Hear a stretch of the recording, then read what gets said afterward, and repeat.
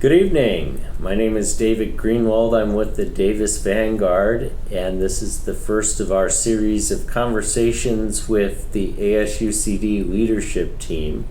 I have Justin Hurst, who's the ASUCD president, Shreya Deshpande, the vice president, and Francois Kaeppelin, the president's chief of staff. And today we're going to be talking about some legislation that ASUCD is sponsoring. Maybe we could go through some of the legislation that you guys are lobbying for. Who wants to start? I'm comfortable starting. So recently we had Lobby Day. That was this past week on Tuesday.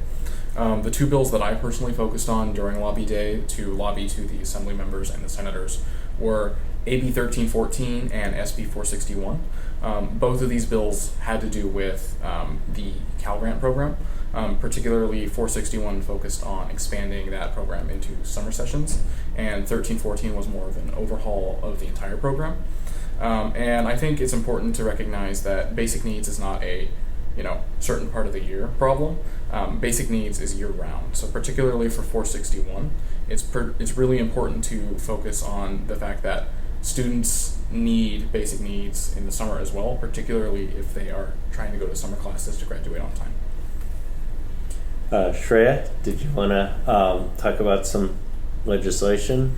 Yeah, absolutely. I actually didn't end up going to Lobby Day particularly, but something that our association has broadly focused on is basic needs, and something that I can touch on a little bit is just the capacity that ASUCD has taken on just internally. We have our pantry that focuses specifically on giving free food to students that do have food disparity or food insecurity, and so that's our tangible way of tackling that.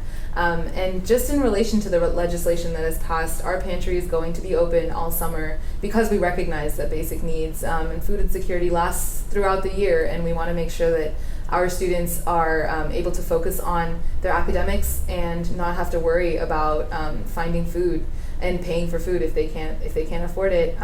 So that's just something that tangibly ASUCD has taken that leadership on, and it's a very successful program. We just shifted our location, so we have a main space in our Memorial Union, and it's kind of like a grocery shop. You can go in there and pick whatever food you'd like, and then it's based on a point system. So you can pick up a certain number of points worth of food, and you can come back however many times you want in every day of the week. So we toured that back in, I want to say February, so that's the Aggie Compass and that whole program there. And part of that is trying to alert students about their eligibility for programs like CalFresh. And I think one of the bills that you guys are lobbying for is AB 173. And somebody want to describe that legislation? So SB 173 was introduced by our state senator, Bill Dodd.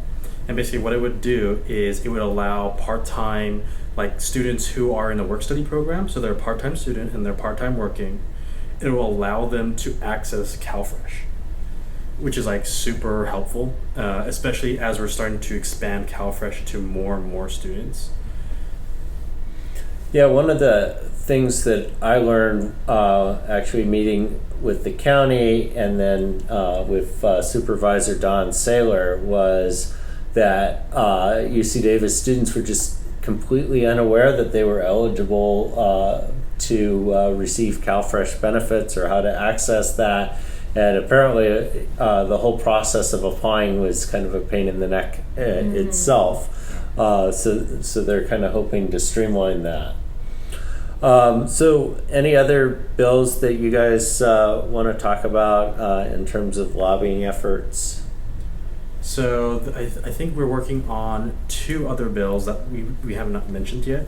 One was, I don't remember any the numbers for either of them, but one of them was a bill to allow asylum-seeking students to be eligible for Cal grants. Because right now, our External Affairs Vice President, who isn't here today, he is actually one of those students who, yes, he's getting financial aid from the university, but not as part of Cal Grant. So having that program in place will allow more students like him to be able to come to the university, to study, to work, to graduate. Another bill that we're working on is a bill to allow homeless students to park on community college parking lots. Because right now, what's happening is that there are a lot of cities who are putting restrictions on certain parking lots to make it so that homeless students cannot, in fact, park their cars there and sleep there for the night. What this bill does is not only allows homeless students to park in these parking lots, it also, I believe, includes security, lights, I think, and portaloos, so that not only are they able to sleep, at least it's sanitary. Yeah. And if I may expand on that last point, I think it's important to consider the safety of these students with this bill. This would be a way to protect students so that they're not just in some random parking lot throughout the city. And I can also attest to, from my conversations with the other UC presidents, this isn't just a Davis specific issue. This is system wide and throughout the state. Yeah, that's Mark Berman's bill. We've been tracking that one as it goes through the system. One of the interesting things at the community college level, the percentage of students that are homeless is much higher than at UC Davis. So I think it's like 7% at UC Davis, but it's like 20% at the community college. And then as high as 40% of students are what they call housing insecure. So this is kind of a crucial issue. If it's really interesting for those watching, if you drive, say, to like the Safeway parking lot early in the morning, you'll see all these cars parked in the parking lot. And the first time I'm like, why are all these cars in the parking lot? And then one time I saw like some students actually sitting in the car sleeping.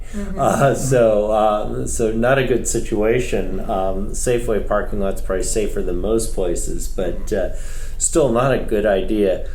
So I think, from a community standpoint, a lot of people think, oh, ASUCD, you guys are, student government, which is, kind of limited in its scope, but you guys are taking on some serious issues. How did you guys decide to start actually lobbying the legislature? So I actually was part of, I guess, some unit of AUCD that was originally called the Office of Advocacy and Student Representation. Now that is the Office of the External Affairs Vice President. So the history of this, I suppose, office was very based on advocacy. It was, doing union strikes. It was doing on-campus organizing.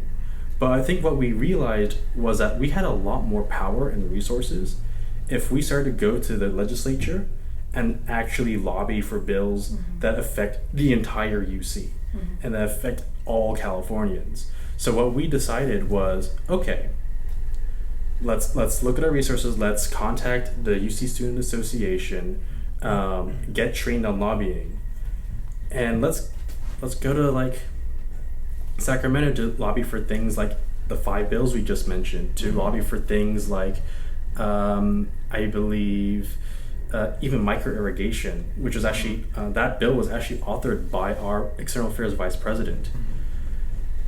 And I think it's also important to recognize that out of all the UCs, UC Davis is the closest to Sacramento, so logistically it makes a lot more sense for us to be heavily involved with lobbying on behalf of the entire UC.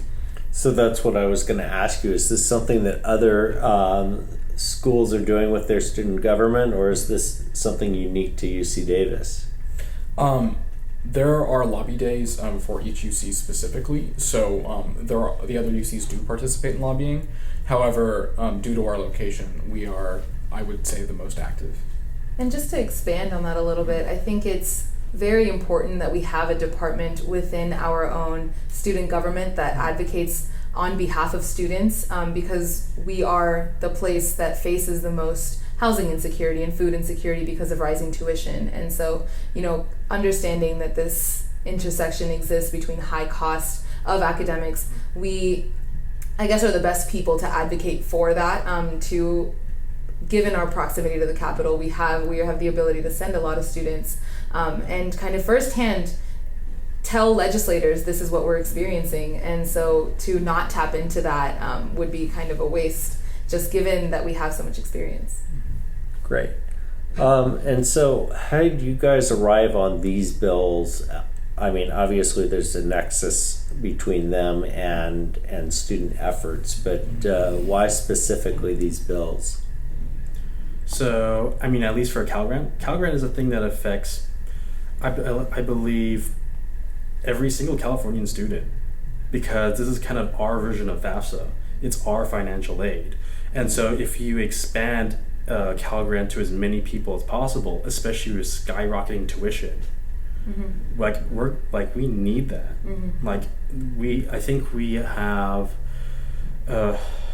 I don't really remember. I think it was something like $100 billion in student debt in here in California. It's $1.3 trillion nationwide. Any way we can seek to reduce that, like we need to do it. Like now. Otherwise, you're gonna keep seeing students who are living paycheck to paycheck, all because they have $100,000, $200,000 in student debt. For our student asylee bill, we're doing that because, again, as I said, our EAVP is an asylum seeking student. He also needs that money. Again, because of student debt. What were the other bills? I believe CalFresh. Again, like there are students who are in a work study program that do not have access to basic. I think CalFresh covers groceries. Yes, that's correct. Yeah. Just to expand on that too, just like our university now is officially a Hispanic serving institution. We have a lot of first generation students. We have a lot of minority students that are increasingly pursuing higher education, and it's very important for our legislation to support bills like these, so that they have the same opportunities to study, to be successful in the classroom, and just academically in their extracurriculars or whatever else that they're pursuing at college. They have the same opportunities without this looming fear over their head that they can't, find a house or afford a meal to eat.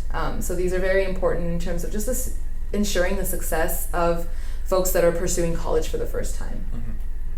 Great. So anything else that anyone wants to add? So I actually have a couple things to add. So as AUCD, we are here to serve as a community service organization. We are here to help students, whether it's in the Capitol or whether it's on campus, or even if it's in the city council, because God, the amount of times I have to deal with housing just for myself, you're dealing with a 0% vacancy rate, which drives the rent so high that students are crammed into these little mini dorms, whereas you have a single family home and you have 6 people living in it. That's there's no words to describe that. And the fact that folks are okay in Davis about that even existing, I mean, thank God we had Nishi pass. Thank God we had multiple measures to make sure that Lincoln 40 is now under construction, hopefully by now. We need stuff like housing. We need stuff like the pantry. We need stuff like expanded access to CalFresh. Because without them, it's what are we left with? We're not left with a UC for the many. We're left with a UC for the wealthy. And I would say also that over the summer, we're planning on continuing our own efforts in terms of lobbying and bill writing. The executive team is planning on working on several other pieces of legislation now that our External Affairs Vice President has actually been successful with the process.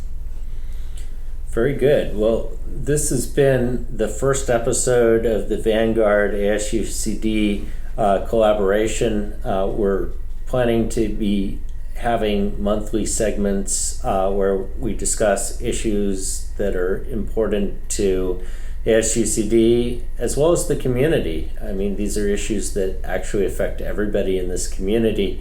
When there's not enough housing for students, that's a problem. When students are not able to get meals because they're paying too much for their rent, that's a problem. There are all sorts of problems that I think a lot of people in this community are not aware of. And so we're hoping to highlight some of these issues. And today we started out by just highlighting some of the issues that ASUCD is pushing that I don't think anyone in the community really had any idea. Yeah. So thank you guys for joining me. This has been David Greenwald on the Davis Vanguard. Thank you for having us. Thank you so much for having us. Thank you.